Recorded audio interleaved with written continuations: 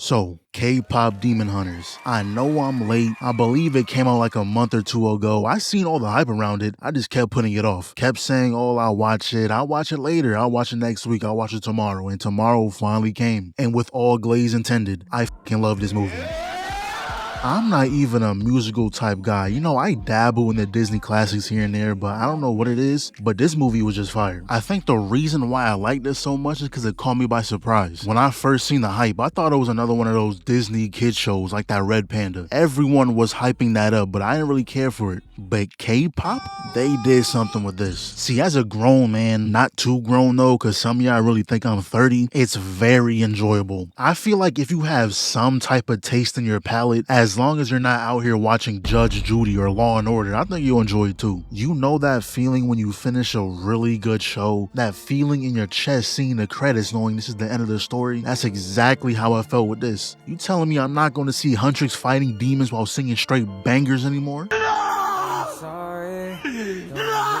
And the way it starts, seeing the demons hijack their plane, and I gotta say, boy, they are fitted. Always gotta appreciate when a character is swagged out. And shout out my boy Bobby, he is a brave soul. He is in the crowd, FaceTiming the biggest names in the world. In real life, he would have gotten swarmed, phone snatched, traveling all across the stadium, never to be seen again. That would have been the last time he touched that phone. And this is where we see the first song fight sequence. And it's funny because imagine getting your ass beat and the ones doing it are also serenading you. And this was a great way to start a movie because not only is the music fire, but the way they're fighting is pure disrespect. Grabbed by the neck and bounced off the ground. Passed the pot to Mira, beating that nigga into the cushions. Handed it to Zoe to prepare their meal, and this gotta be in stores or something, right? Hey, yeah. Definitely product placement. And when they switched from singing to rapping, I said, hold on. This on Apple Music? Added it immediately. And that landing, now I don't know about y'all, but I would have questioned that shit. How'd y'all do that? That's the day I would have found out superheroes exist, because you're not about to gaslight me and say, oh, that's just stage effects. Huh? Where? You got wires connected to satellites? Nah, y'all got superpowers. But shout out to the artist, because Rumi hit the fuck out this note.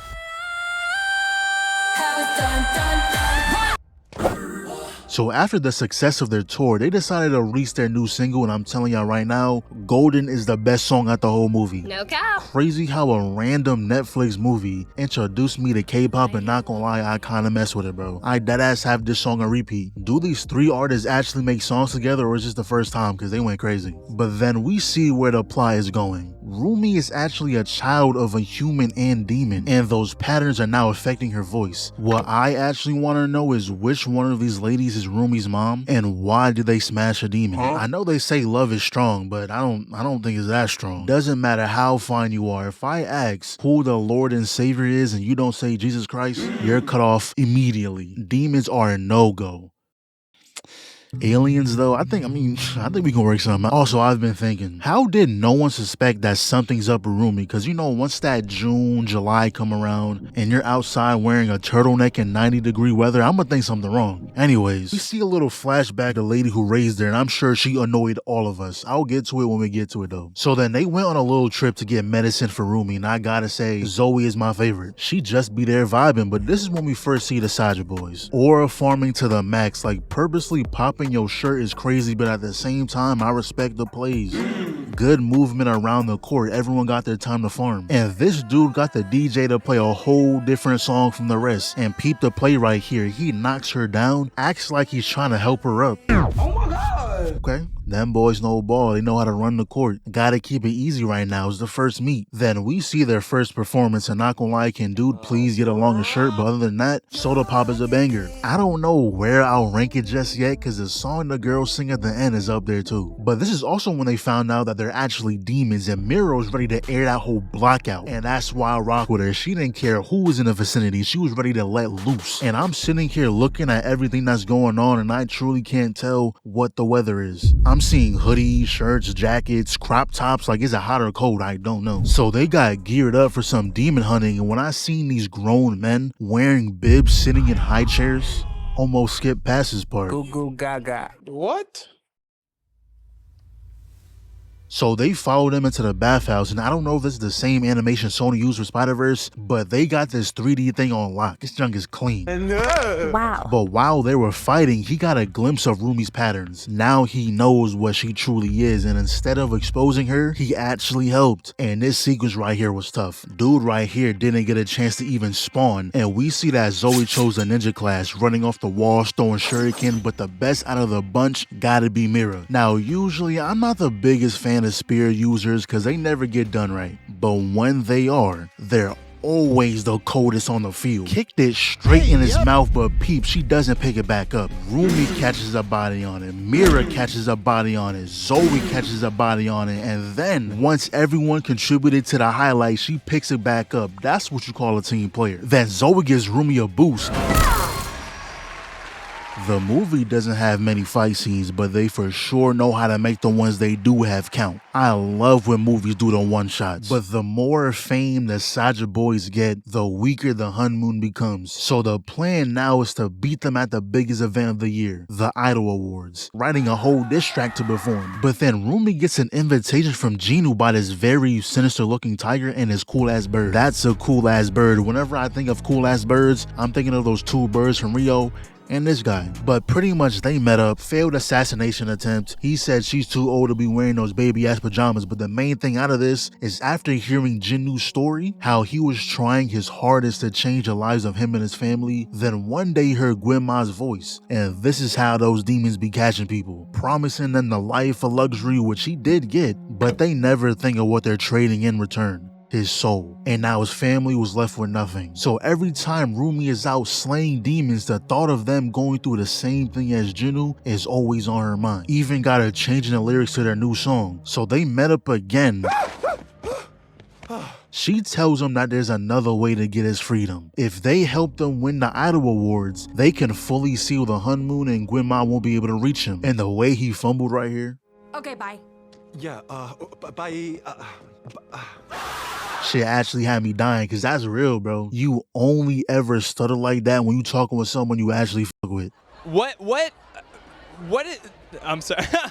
Once you catch yourself thinking about them randomly as raps, you gotta make a move ball in your court. But all that did was have her second guess the song even more. She went from wanting to change a verse to changing the entire song, and they were confused and rightfully so. Bro, the show's tomorrow. What you mean change the whole song? And even though she doesn't like it, she was still hitting the vocals.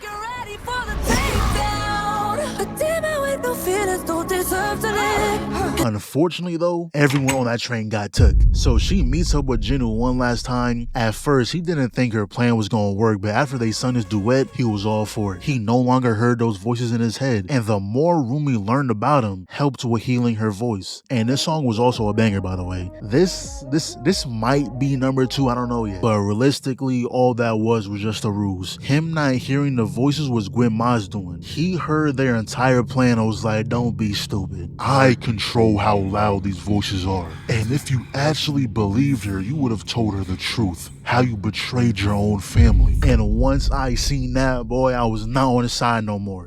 I can't rock with you, bro. Kicking your family out like that is crazy. And that was 400 years ago. That's the last memory they have of each other. Later on, the girls got together and was like, yeah, that new song isn't gonna work. That type of song won't connect our fans. Can't even connect us. That's when Mira says, yeah, I'm this, that, and the third, but with you guys, I can be myself. Zoe does the same thing, and there goes Rumi. Yeah, me too, guys. Really? Like, damn, you don't have no motivational words to strengthen our friendship? I thought this was supposed to be a heartfelt moment. You kind of just skipped the cutscene. But today's the day of the Idol Awards. Everything seemed to be going fine, but during Rumi's solo scene, they peeped Bobby getting taken away, so they rushed down to save him, but it was all a ruse.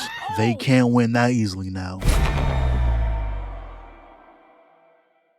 It's a TikTok.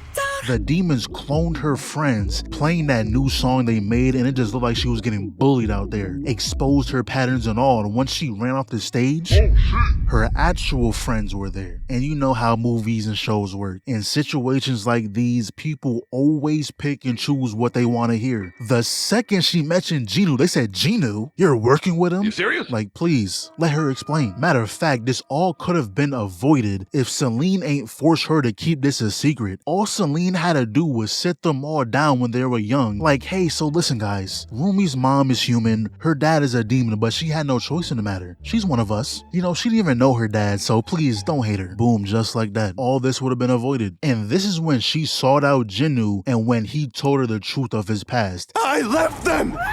And after hearing that, I would have been like, wow, yeah, this all makes sense. Yeah, you're a dickhead. And all this was a feast for Gwi-Ma. Got in everyone's head, even the homegirls. Dragged everyone to the stadium. Meanwhile, Rumi has a quick little talk with Celine, and man, seeing her pick up the sword, telling her to do what she should have done a long time ago, Rumi, not like this. But even in this heartfelt moment, of course Celine will find a way to piss me off. Trying to put this jacket over her, man, get the shit off me. Do you not realize doing that is why we're here in the first place? And not gonna lie, when she picked up the blade and was like, if this is the Hun Moon I swore to protect, I'm glad to see it get destroyed, I thought we just changed genres. That teleport sealed the deal for me. I thought she was about to go down there and just slaughter them. Every demon she sees getting took down. I know Celine was terrified. Rumi must have purposely worded it like that just to scare her, bro, cause no way. So at the stadium, you got the Saja Boys performing and they was hitting that hole too, not gonna lie. They definitely had my favorite performance. That teleport junk is clean. And they got Gwi-Ma in the back doing stage effects. Like, he's secretly enjoying himself right now. He would never admit to it, but I know he's having a blast. But then Rumi enters the stadium, and I guess she made this song off the dome. Zoey and Mira joined in too. This gotta be a freestyle. But I will tell you, this song is my number 2. Every song in this movie was a banger, but my top 3 is Golden, What It Sounds Like, and the third spot, honestly, is between Soda Pop and Free. I like both of them. But Gwi-Ma finally attacks, and in order to save Rumi, Ginu sacrificed himself. W-mans. And after that, they all got together, gathered souls, I guess, of everyone there, pretty much created a spirit bomb and took out Gwi-Ma. The entire movie, that dude did one thing and got murked right after. They could have dragged the movie out a couple more minutes, because at the end, they must have been at the studio and was like, all right, let's just wrap this shit up. The sorriest Demon King I ever seen, but hey, we won.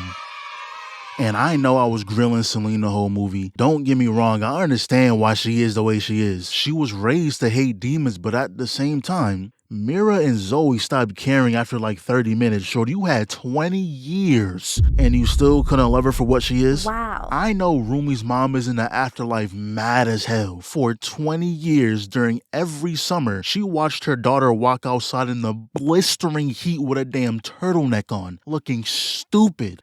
Anyways, I also like the movie because it had a nice little message. A story about acceptance. Accepting yourself for who you are with all your flaws. Don't change yourself for others. People have to accept you for the real you. Like them writing that diss track saying how demons with patterns should just roll over and die is the whole reason why Rumi did not fuck with it in the first place. She was just writing a diss track against herself at that point. And you may have done things in your past that you're not too proud of, but don't let it define you, except for Ginu. That dude kicked his mom and sister out the castle while he was dining on fine cuisines. He needed to go. When he died, I felt no type of way. I let out a little damn and kept it pushing. And as much as I would love a part 2, I'm kind of scared they gonna ruin it. I don't know what they could do for it. Maybe a prequel could work. Only thing is, those new characters will have to be just as cool as these ones or it's not gonna bang. They're already down one player. We all hate Celine. Though the way they made these characters felt like it was supposed to be a TV show or at least multiple movies. They're like fandom characters. They have a cult riding behind each one of them. Don't get caught lacking with the wrong profile pic because they will be on your ass. If I catch y'all with any profile pic that isn't Zoey, it's gonna be a problem. But if the day comes where they decide to make another one, I'll be there immediately this time. Also, I may or may not be a K-pop fan now, so just go ahead and, write some songs down in the comments. Okay, bye. Yeah, bye.